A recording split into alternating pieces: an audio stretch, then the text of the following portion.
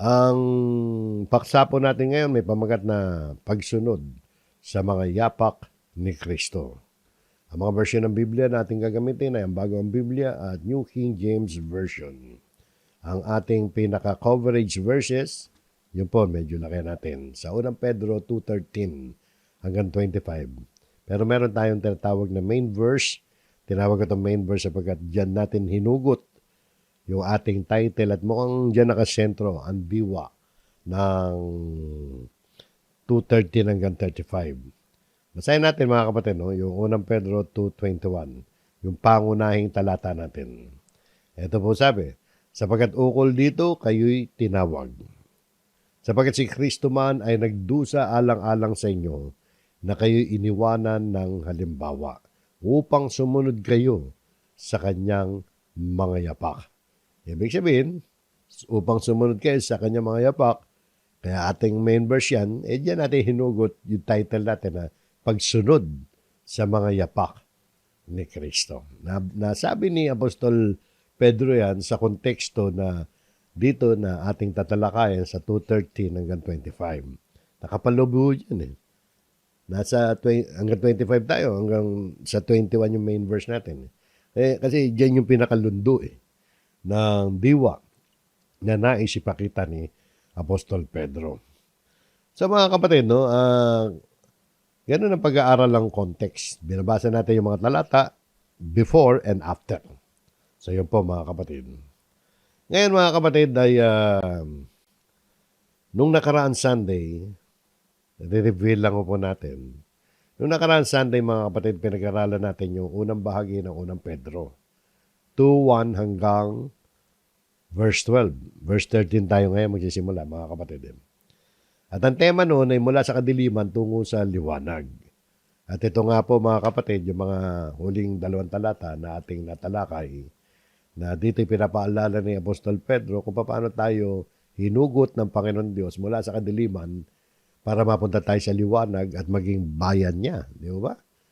At natatandaan ninyo, tinapos natin yung sermon na yan sa napakahalagang challenge dyan sa verse 11 at verse 12 na kung paano tayo, ang challenge niya mga kapatid, kung paano tayo dapat mamuhay bilang mga Kristiyano, di ba?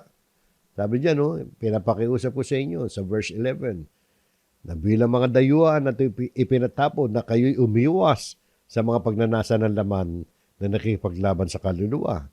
At sa verse 12, maging marangal ang inyong pag-uugali sa gitna ng mga hintil.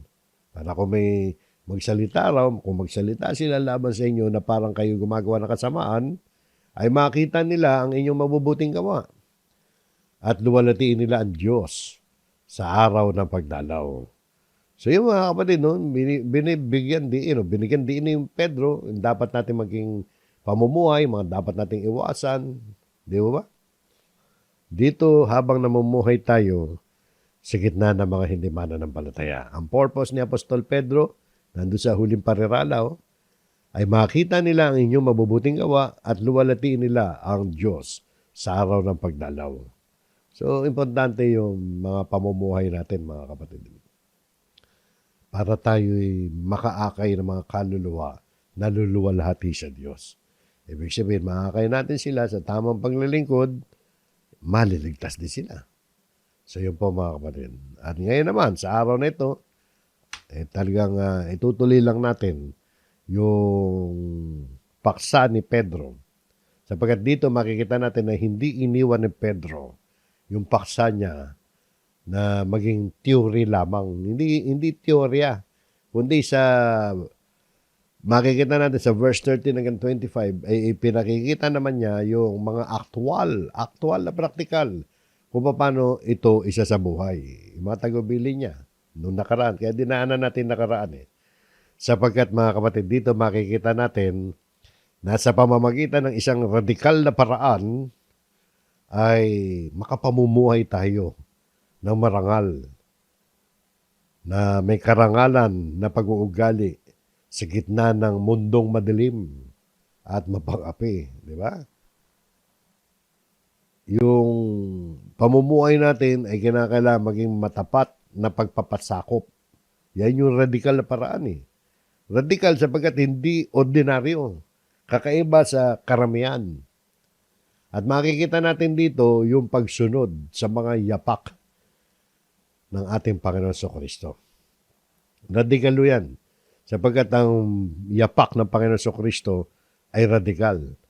Hindi ordinaryo at hindi inaasahan, pero yun ang tama. So mga kapatid, nabubuhay tayo sa isang mundo kung saan ang idea ng pagpapasakop o submission ay madalas na tinitingnan bilang weakness o kahinaan. Sa kultura ngayon, itinuturo pa nga ng iba na magrebelde laban sa mga otoridad. Gumanti kapag ginagawa na masama. Di ba, yung bata pa lang, tinuturoan ng gumanti. May mga ganun eh. Ako nakasaksi ng ganun. Talagang musmus na bata, hindi pa nag-aaral ng grade 1 eh. Nung awahin ng kanyang kalaro, siyempre, nag-aaway ang mga bata, umiiyak. Ang sabi ng lola, bumalik ka ron. Bakit umiyak ka? Gumanti man, gantihan mo. Huwag ka papayag. Bata pa lang, wala pang grade 1 yun. Ha? Kaya marami mapagiganti, mga kapatid. Di ba? Pero ang mensahe ng salita ng Diyos ngayon, mga kapatid, ay nag-aanyaya sa atin ng isang mas mataas at mas radikal na pamumuhay. Isang pamumuhay na hindi ayon sa takbo ng mundong ito, kundi ayon sa halimbawang iniwan ng ating Panginoon Kristo. Kaya nga po mga kapatid, magsunod sa mga yapak ni Kristo. Yung unang punto natin mga kapatid sa verse 13 hanggang 17, dito makikita natin ang pagpapasakop sa pamahalaan at lipunan. So tinatalakay ni Pedro kung paano tayo mamumuhay. Siningitan niya ng ito. Ibig sabihin, kasama to mga kapatid. Ito yung practical eh. Kasi particular na eh. Particular to na sitwasyon. So, sa gobyerno at sa lipunan. Hindi lamang sa gobyerno, kundi sa lipunan. So, unahin natin sa gobyerno sapagkat tinuna ni Pedro yan. Sabi rito, pasakop kayo sa bawat pamahalaan ng tao, alang-alang sa Panginoon, maging sa hari na kataas-taasan. Okay, wala tayong hari ngayon. Pero ano meron tayo? Pangulo, di ba? Yun yung katumbas niyan, mga kapatid, sa panahon natin ngayon. Pasakop daw tayo sa bawat pamahalaan. Ibig sabihin, bawat pamahalaan ng tao. Pero paano natin gagawin? Paano mangyayari yan, mga kapatid? Mahirap ata magpasakop, lalo na kung salbahe yung gobyerno. Isipin nyo, sinabi ni Apostol Pedro to, nung panahon ni Nero. Panahon ni Nero na maisulat yan eh. Si Nero, yung emperor na, isa sa pinakamasamang emperor ng Roma, inusig niya yung mga Kristiyano, pero nagpapatay. Sa kabila nun, may utos. Ganon din si Pablo, di ba? Pasakop daw sa bawat pamahalaan. Paano natin magagawa yan? O paano natin gagawin? Alang-alang sa Panginoon. Di ba? Gagawin natin ang pagpapasakop sa pamahalaan at gobernador alang-alang sa Panginoon. Sabi pa nga rito, tutuloy natin. O sa mga gobernador na sinugo niya upang parusahan ang mga gumagawa ng masama at parangalan ang mga gumagawa ng mabuti. So, hindi sila perfecto eh. Wala naman perfecto eh. Marami pa nga dyan, masama eh. So, hindi dahil perfecto sila, magpapasakop sila. O hindi dahil natatakot tayo sa kanila, magpapasakop tayo sa kanila. Kundi dahil ito ang kalooban ng Diyos. Kaya nga, alang-alang sa Panginoon. Kalooban ng Diyos yan. Sapagkat, sabi nga sa sumunod na verse, sapagkat gayon ang kalooban ng Diyos. O gayon daw ang kalooban ng Diyos. Will of God, yun ang gusto ng Diyos. So, pag nagpapasakop tayo, nagbibigay tayo ng paggalang sa Diyos. Na dahil sa paggawa na mabuti, paggawa pala na mabuti, yun, magpasakop kayo. Bagamat ang paggawa na mabuti, hindi lang tungkol sa gobyerno. Hindi lang tungkol sa pagpapasakop. Paggawa na mabuti, tumutukoy sa mabuting asal. Yun naman ang gusto rin ng gobyerno, mabuting asal. Pagiging masunurin sa batas, masunurin sa tama, pagiging mapayapa ka, matapat, maunawain, at may takot sa Diyos. Yun dahil sa paggawa na mabuti. No? Inugnay yan sa pagpapasakop. Bagamat yung paggawa na mabuti, hindi lang tungkol sa pagpapasakop. Pero at least kasama yung gobyerno dyan, di ba? Dahil sa paggawa na mabuti ay inyong mapatahimik ang mga kamangmangan na mga taong hangal. Yung taong hangal dyan, mga foolish men, ignorance of foolish men. Mapapatahimik sila dahil mapapatahimik sila mga kapatid Dahil kahit pintasan tayo, no, ng mga taong hindi mananampalataya, pero dahil sa gumagawa tayo ng mabuti, ibig sabihin matatahimik sila. Hindi naman ibig sabihin hindi na sila magsasalita laban sa atin. Kundi mawawalan sila ng matibay na ebidensya na basehan para siraan tayo. At kung sisiraan tayo, ang magpapatunay nun na mali sila, yung ating pamumuhay, yung paggawa natin ng mabuti. Yun po yung tinutukoy dyan. Kaya yung kalooban ng Diyos, mga kapatid, dito sa talatang ito, mamuhay tayo na bilang mga lingkod niya, na gumagawa tayo ng mabuti para mapabulaanan yung mga maling paratang laban sa atin. Sa halip na makipagtalo tayo, gumanti tayo, hindi dapat. Ang mga Kristiyano ay dapat mamuhay na matuwid upang ang kanyang buhay mismo magiging patotoo tayo sa mga tao.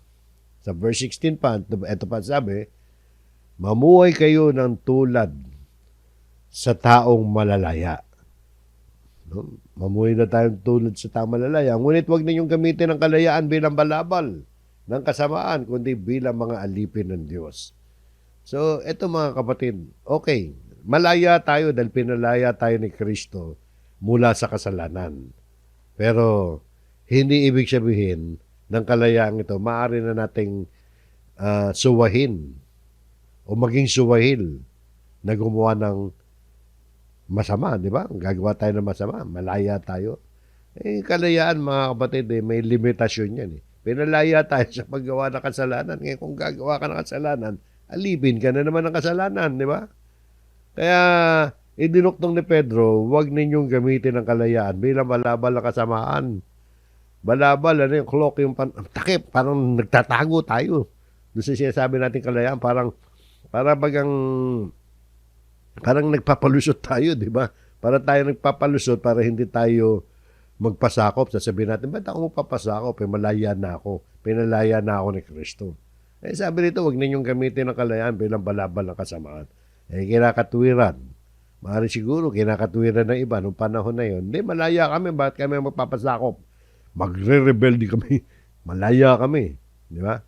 So, hindi ganoon mga kapatid. No? Dapat mga kapatid, huwag natin gamitin yung kalayaan bilang panakip sa ating gagawing masamang bagay. Pero take note mga kapatid, kapag utos ng tao o utos ng Diyos ay laban sa malinaw na utos ng Diyos, mas dapat tayong sumunod sa Diyos kaysa sa mga tao. Magamat tinuturo sa atin dito na magpasakop, mga kapatid, may limitasyon yan. Pero, okay, nag-utos ang gobyerno ng labag sa utos ng Diyos, hindi natin susundin yan. Hindi natin pwedeng sundin yan, mga kapatid. Buti na lang, mga kapatid, sa bansa natin, sa Pilipinas, at karamihan ng mga demokratikong bansa, wala namang ganun. Wala naman tayo nakikitang ipinag-uutos ng gobyerno na lalabag sa utos ng Diyos. Kaya dapat tayo magpasakop, mga kapatid. Sa sumunod na verse, ni Palan, dito pala muna, sabi rito, kundi bilang mga alipin ng Diyos. So alipin tayo ng Diyos. Malaya tayo pero alipin tayo ng Diyos. At bilang alipin ng Diyos, dapat sumunod tayo sa Diyos. So yun po mga kapatid. At sa sumunod na talata, igalang ninyo ang lahat ng mga tao. Ito, makikita nyo, apat na gintong tuntunin. Tawagin natin gintong tuntunin ng buhay na dapat nasa atin. Number 1, igalang ninyo ang lahat ng mga tao. Ibigin ninyo ang kapatiran, matakot kayo sa Diyos, igalang ninyo ang hari. Igalang ninyo ang lahat ng mga tao. Ibig sabihin, magkaroon tayo ng paggalang o respeto sa lahat ng mga tao. Kahit hindi ka galang-galang yan, igalang natin. Huwag kayo maniwala doon sa turo na iba.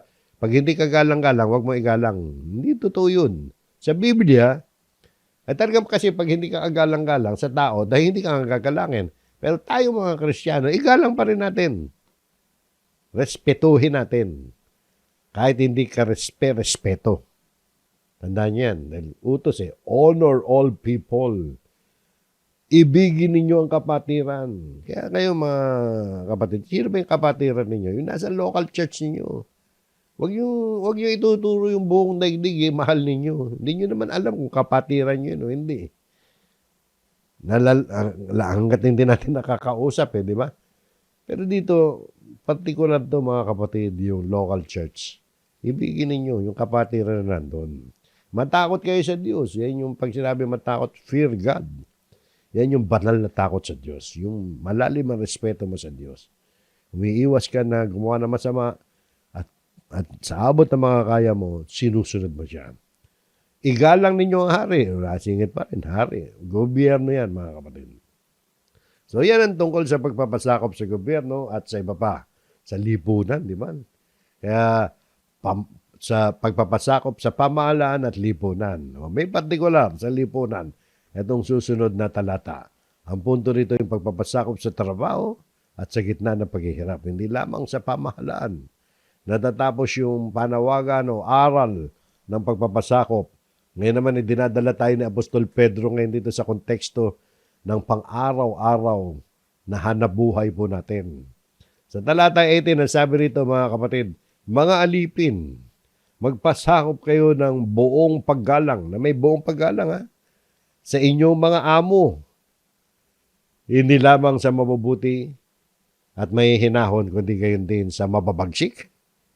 Sino mga alipin? Hindi na uso yung alipin ngayon, di ba? Yung katumbas ng servants sa ilalim, hindi slaves. Di ba? Servants. Ibig sabihin, katumbas niya sa panahon natin ngayon, yung mga empleyado. Empleyado ka? Ang sabi nito, magpasakop kayo sa mga amo ninyo. Kung empleyado kayo. At hindi ka lang magpapasakop doon sa mga mabubuti, mababait, mga may hinaw na amo. Kundi, sabi nito, kundi gayon din sa mababagsik. Pag mabait, mabuti, madali magpasakop eh. Pero pag mabagsik, ordinarily, sa ordinaryong buhay, papasakop ka na dahil natatakot ka. Pag yung ibang mga tao, pag nakatalikod na yung amo nila mabagsik, mumurahin na. No? Nang hindi alam ng amo. Huwag tayong ganun mga kapatid. Kahit mabagsik yung amo natin sa pagtuturo ng Biblia, galangin pa rin natin yun. Magpasakop pa rin tayo. Sa sumunod na talata, no, ay sinasabi ang dahilan. Bakit tayo magpapasakop kahit mabagsik siya? Sapagkat ito'y kapuri-puri. Kung dahil sa pagkakilala sa Diyos, ay nagtitiis ang sino man ng sakit habang nagdurusa ng hindi nararapat. So itong talatang ito mga kapatid ay nagpapakita ng tunay na kapuri-puri sa harapan ng Diyos ay hindi yung basta pagdurusa lang, kundi yung pagtitiis na may tamang puso. Tamang puso, hindi yung nagdurusa ka lang, pero tama ang puso mo.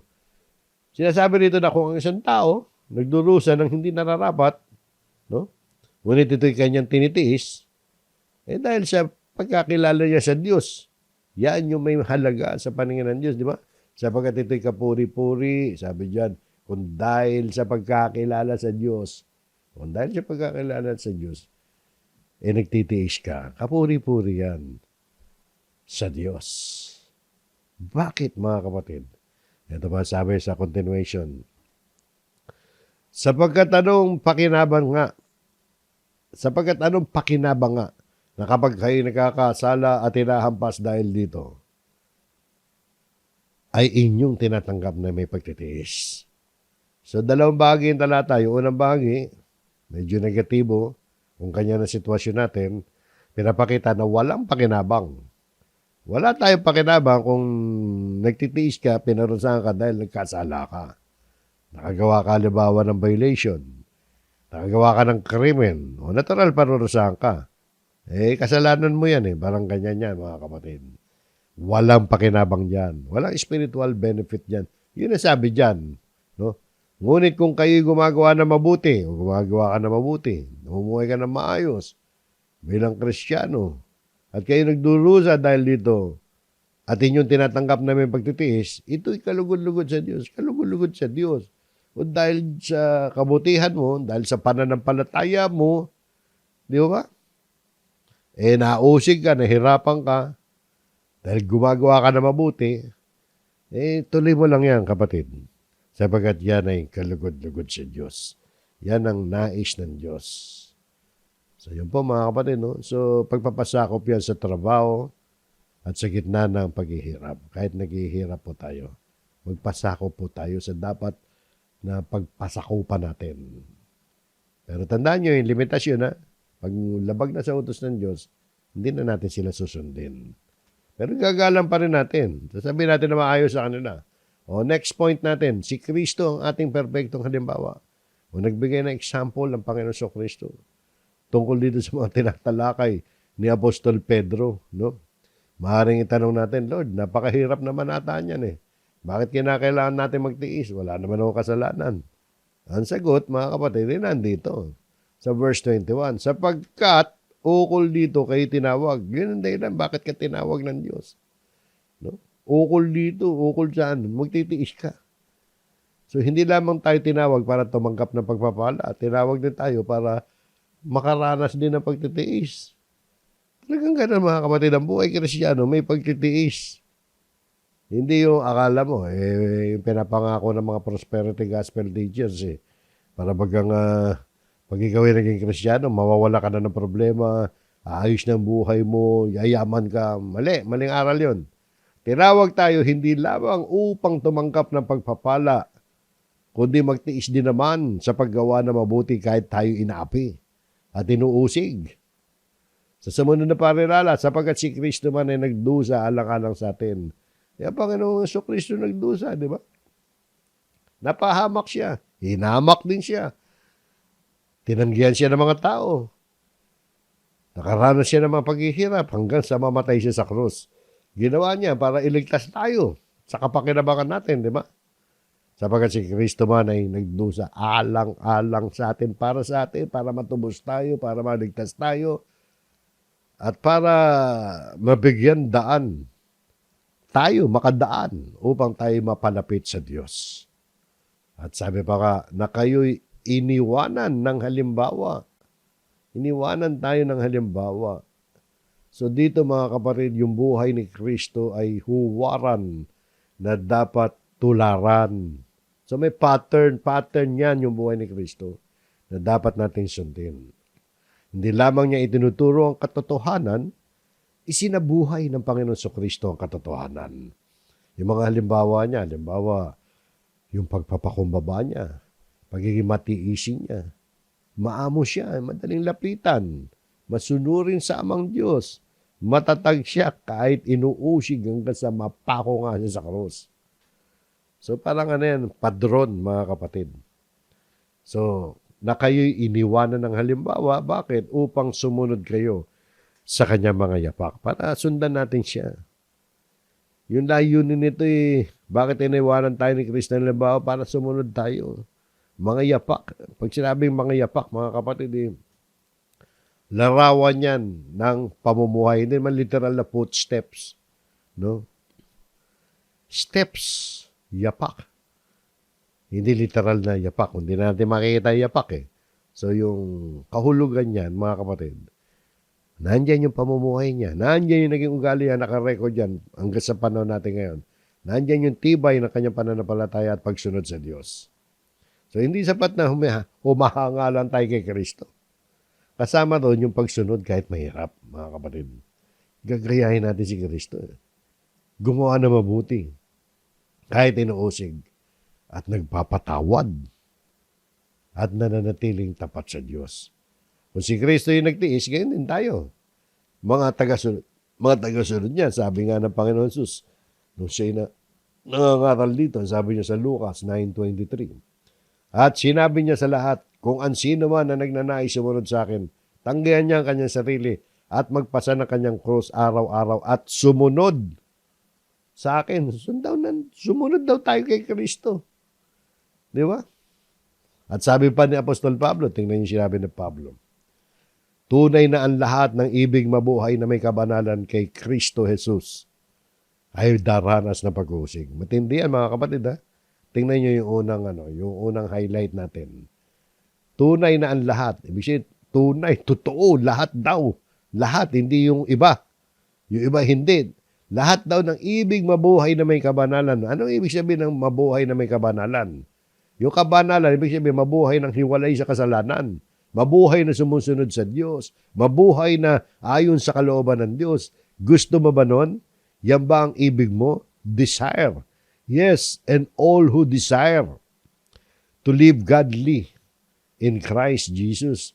So yan ang dapat na dinidesire natin, yung mabuhay na may kabanalan. Actually, mga kapatid, dito sa sulat ni Apostol Pedro, singit muna natin to para makita nyo yung bigat na dapat tayo, yun ang dinidesire natin. Ang alin? Yung mabuhay na may kabanalan. Unang-una, singit muna natin to. Tungkol sa mga aral, tungkol sa sinulat ni Pedro, tungkol sa may kaugnayan sa mabuhay tayo na may kabanalan. Unang-una, sa unang Pedro 1:2, dinahanan natin to. Pinili at itinalaga tayo ng Diyos at ginawang banal. Ginawa tayong banal ng Espiritu upang sumunod kay Yesu Kristo. Di ba? Kaya dapat ma-desire natin na matupad sa atin yan. Sa 1:15, sa halip, ito sabi, sa halip, yamang banalan sa inyo tumawag, maging banal naman kayo sa lahat ng paraan ng pamumuhay. So, kabanalan din yan sa pamumuhay natin. Dahil banalan Diyos eh. At inulit yan sa sumunod na talata sapagkat nasusulat, kayo'y maging banal sapagkat ako'y banal. Banal ang Diyos, dapat banal din tayo. Tulad ng mga batong buhay, ayaan ninyong kayo ay maitayo bilang spiritual na bahay tungo sa banal na pagkapare. Tatandaan yan? Lesson natin nakaraan yan. At unang Pedro 2:9, ngunit kayo'y isang bansang banal. So kabanalan yan. Yan ang dapat na i-desire natin, mga kapatid. Tunay na ang lahat ng ibig na nagdi-desire na mabuhay na may kabanalan kay Kristo. Bakit natin dapat i-desire? Utos kasi yan na maging banal tayo So dapat i-desire natin matupad yan. Ano mangyayari sa atin? Ay daranas na pag-uusig. Yan ang matindi niyan, mga kapatid. Hindi sinasabi na baka dumanas na pag-uusig. Kundi fix will suffer persecution. So matindi yung mga kapatid. No? So, yan po mga kapatid ang buhay natin. Hindi tayo makakaiwas dyan. Kaya kung babalikan natin yung 21, upang sumunod kayo sa kanyang yapak. Si Kristo mga kapatid, nagdanas ng pag-uusig, nagdanas ng pagtitiis, paghihirap, alang-alang sa atin. Ngayon, ano naman ang itsura? Kung titingnan natin ang itsura, kung imagine natin, ano ang itsura ng mga yapak na itinakbo ni Kristo? Yung inilakad niya. Sa sumunod na talata, ito sabi, unang-una, walang kasalanan. Siya'y hindi nagkasala at walang natagpo ang pandaraya sa kanyang bibig. So wala siyang kasalanan. Hindi siya nagdusa dahil sa kanyang sariling kasalanan, alam natin. Nagdusa siya nang dahil sa atin, di ba? Siya'y hindi nagkasala at walang natagpo ang pandaraya sa kanyang bibig. So wala siya kasalanan. Ano pa nakita natin? Sa katauhan ng Panginoon Kristo, bilang siya ay perfectong halimbawa, hindi siya gumanti. No? Hindi gumanti. Sabi, nang siya'y alipustahin, hindi siya gumanti. Nang siya'y magdusa, hindi siya nagbanta. Hindi ipinagkatiwala ang kanyang sarili doon sa umahatol na may katarungan. So, may kapangyarihan si Kristo na magpababa ng anghel Alam niyo ba yun? Sinabi, natatandaan niyo yung nasa halaman na ng Getsemani? Nung aresto na si Kristo, si Pedro, matapang to si Pedro. Humugot ng tabak, bumuunat ng tabak.